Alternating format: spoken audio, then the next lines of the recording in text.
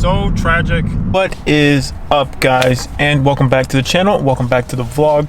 Right now I just got out of work. I was able to successfully get the check engine light to come back on.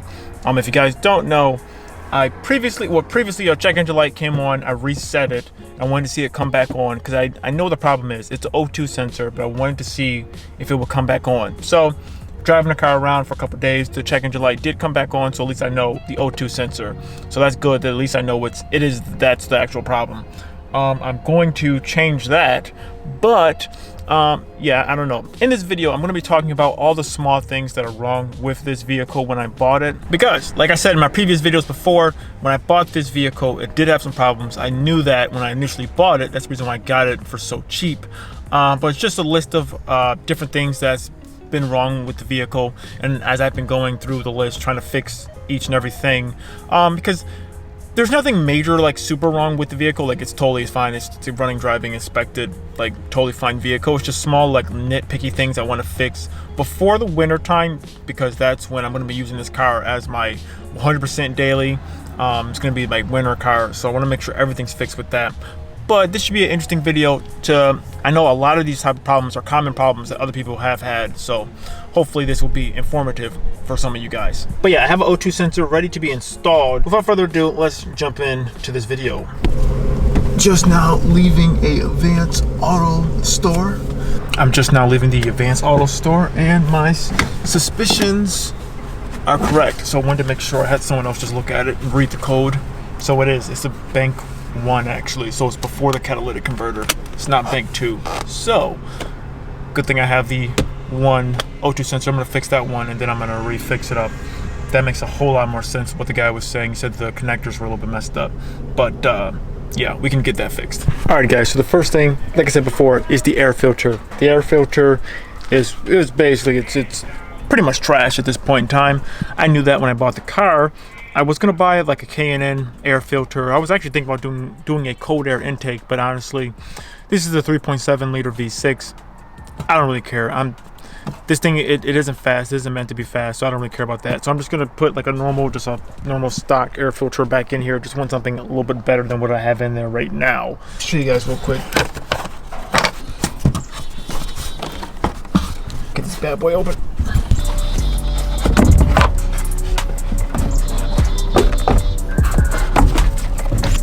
Yeah, as you can see, this is trash. So let's get rid of that.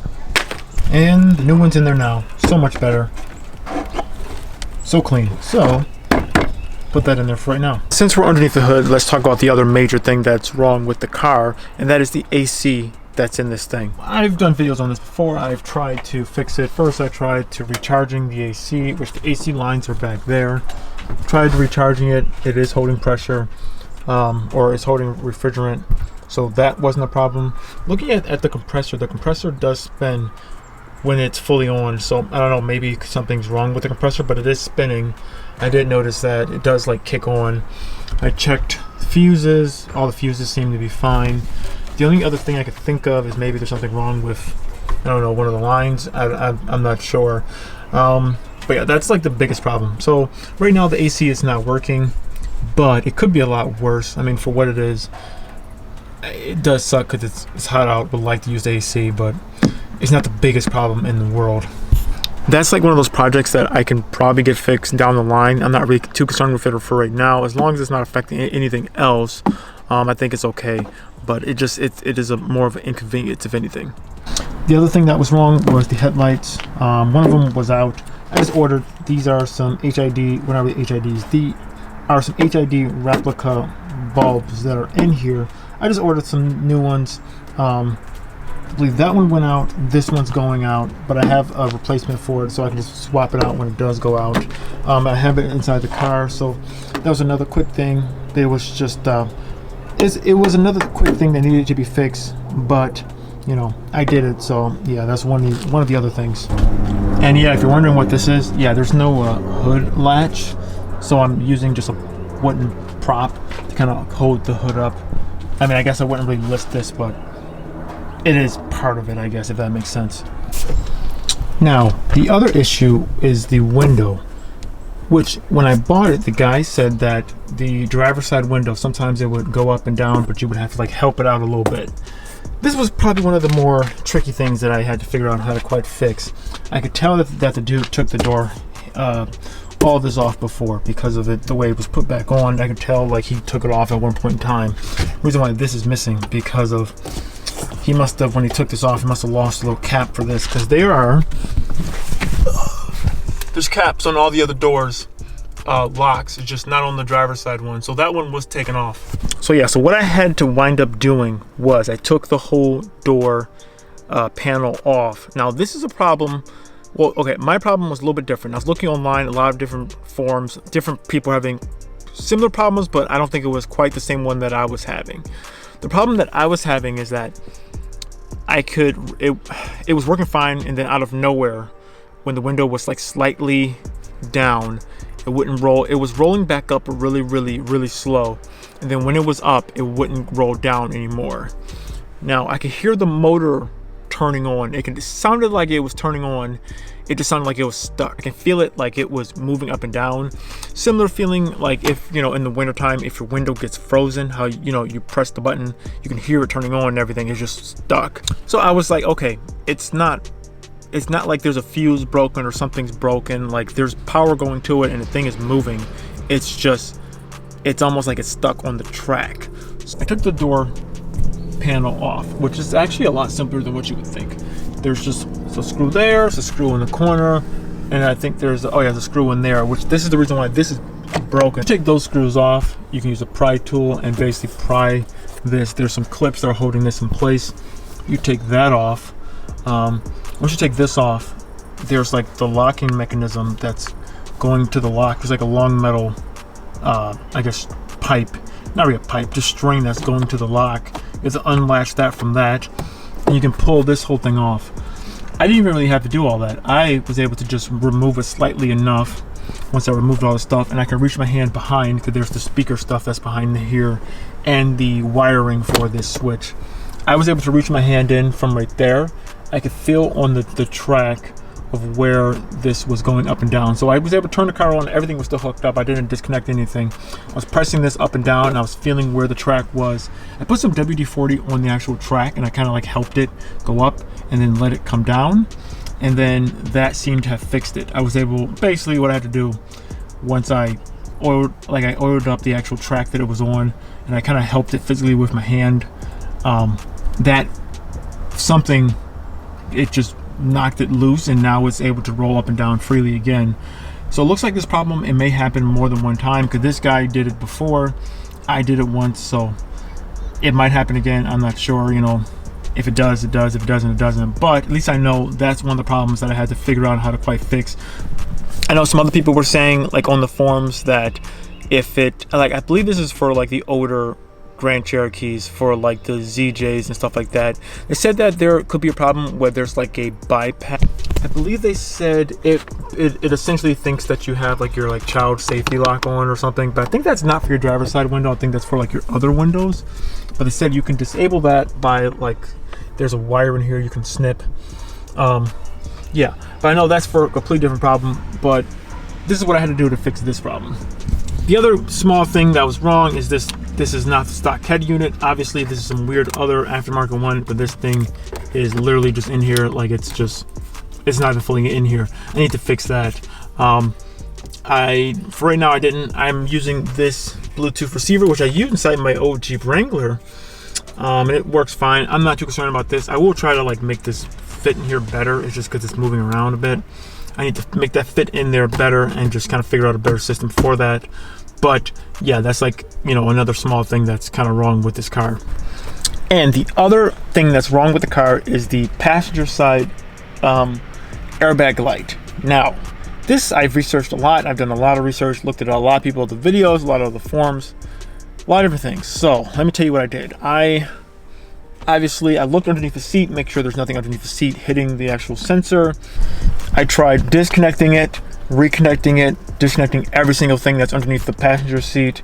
I tried, disconnecting it, cleaning it. I tried putting the key in, turning it on, like the not fully on, but the accessories on, and then disconnecting the negative terminal on the battery, then reconnecting that. That didn't work after about a minute. Well, you're supposed to leave it off for like a minute. I think that's a way you can reset your airbags. Leave it off for a minute and then put it back on. I did that. That didn't work. Tried moving the seat forward, moving the seat back, just moving it all around. It's just that did not work. So at this point in time, I'm gonna try to get some, I guess it's some electrical degreaser or some like electrical grease stuff. I'm not fully sure. I believe they said that could be a fix as well. Oh, I did try, I messed around with the fuses. I saw some people say like one of the fuse boxes that said that where it says that it's a spare, it's not really a spare. There's supposed to be a fuse in there. Some people said that was a fix. I know similar thing happens to the Commanders as well, but it didn't work for me. Yeah, so just trying to track that down. That's been kind of an issue. I mean, it's not affecting the way that the car drives, but it is something that I do want to fix, because if there's a light, like an airbag light, and I did confirm that it is the passenger seat. So when I just went to go get the check engine light checked, that is the code that was coming up. They said, oh, there's a stored code for the passenger seat. So at least I know it's the passenger seat, not the driver's seat, because I tried doing it with both seats, but I had a feeling it was a passenger seat. So now that I know that, at least I know I can move forward and try to fix that problem. If you guys have any other solutions that you could think of, let me know in the comment section, because yeah, I've wiggled all the wires, tried the fuse boxes. Yeah, I tried a lot of different stuff. If you guys know anything else, let me know. But I'm gonna try, I believe, that electrical grease. I think they said it can help with the connection. I'll try that, see if it works. Hopefully it does, but we'll just see. Now I'm gonna try my best, because the car is still hot. I'm not gonna get super deep underneath here. I know there's two. It's the one that's the furthest one up. It's still kind of hot, so I'm not gonna get super deep underneath here, because the car's not up on the lift. I'm just literally laying here on the floor. So yeah, I just bought one of these O2 sensors. Even though I did see someone said that this brand, you should get the OEM one, but other people are saying that this will work fine, so I'm not sure. I just got this one. It was like $20 something, and I have the wrench tool. That was like, I don't know, $5 or something like that. So I'll replace that. That'll be a quick thing I could do, and hopefully that will clear the code. With that being said, that's all the things that's wrong with this vehicle, and at least that's all the stuff that I was able to find after me really looking over everything and try to find anything that's wrong. I mean, the car drives great, and the motors, oh, there's a spider. Oh yeah, the other quick thing I didn't notice, there's a clinking sound I can hear. It's coming from, I think, actually underneath here. I did see someone else posted something. I saw the video. When I lift the car up a little bit to look, see, when I change the O2 sensor, I'm gonna check. I believe it could be coming from something underneath here, like underneath the skid plate or something. Every once in a while when I turn, I can hear something clinking. Something's just moving. I don't know what that sound is. That's the brake line. I don't know. I don't think it's coming from definitely the driver's side. It doesn't sound like it's coming from the wheel though. It sounds like it's coming from directly underneath. So that's another small thing I did notice. Look at this cat just watch me film. This cat's looking at me like, what are you doing? Yeah, so even with all that stuff being said, the car itself, it drives pretty good. I mean, for what it is, it drives good. The engine's strong. Everything else seems to be working fine. You know, knock on car. For what it is, I think it's running good. But I want to document my experience with this car, just because I want to be transparent with you guys and let you guys know if something's wrong, you know, what's wrong, just all the issues and stuff like that that's coming up, because, you know, I believe in being transparent and just kind of telling you guys stuff like that. So, and I think that's the reason why people kind of like my channel, because I am very transparent with that type of stuff. And also, I mean, you know, if you're looking to buy something similar, like in this price range, like I said, I said inside my other video, I paid $2,100 for this vehicle. So 2005 Jeep Grand Cherokee that's lifted, and it has larger tires on it, and this custom paint job, which I like the way it looks. It's just it's a rattle can paint job. I like the way it looks. It's like a matte black. You know, the car's not perfect. I've seen other, you know, Grand Cherokees that were in much better shape, but they were stock, you know, going for like $4 grand, like a 2000 and 6, 7, you know, in that range. I think for what I paid for this car, I think I got a pretty good deal. You know, I sold the Mustang for a pretty good profit, and I was able to turn around and purchase this. Granted, this car is not perfect at all. It really isn't. But granted, this is a 2005. This car is like over 10 years old. Like, it's a pretty old car. It's about to be 15 years old. So, you know, you gotta kind of expect some of these small issues to pop up. And I'm gonna show you guys all the stuff that comes up. If anything else comes up, I'll be sure to document it and let you guys know and tell you guys. But for right now, I mean, the car is pretty strong. I've been driving it a lot. The Challenger is inside the garage just because I have to get a new tire for the Challenger. That's a whole nother video for a whole nother day. But I'm gonna end this one here. So thank you guys so much for watching this video. If you like this video, give it a like and check out some of the other videos that I've done. I've done videos before on the Jeep Wrangler, my Dodge Challenger, and this new project car for the channel, the Jeep Grand Cherokee. So if you like any of that type of content, check out my channel. Follow me on Instagram, Omega Greed, same name as the YouTube channel, one word, or go to the website geekswithcars.com. And like that, I'm out of here. Goodbye.